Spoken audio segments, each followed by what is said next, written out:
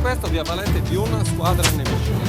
Parliamo di una squadra nemica e poi di questa unità che ci fa questa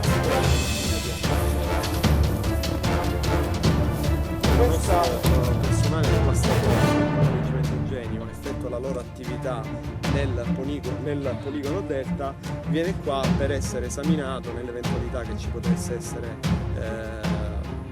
sia qualche residuato, ma fino adesso. Parla in generale anziché dire telefono. Allora andiamo di là che così vediamo tutti i film, vediamo.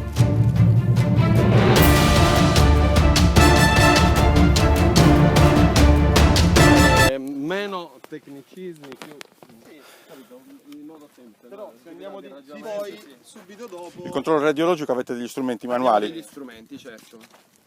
Ci sono i tecnici con tutta la strumentazione che comunque analizzano sia il personale che tutti gli strumenti, quindi tutto il materiale che fuoriesce dalla zona di attività. Vengono usate sostanze di decontaminazione.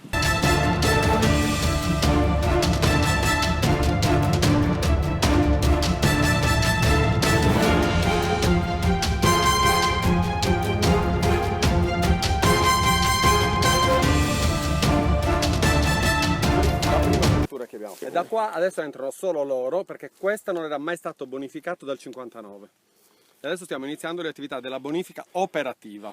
Degli esplosivi. Degli esplosivi o del materiale inerte o comunque non esploso. Stiamo facendo un varco per facere la bonifica operativa, non per vedere gli inquinamenti, e per fare dei prelevamenti.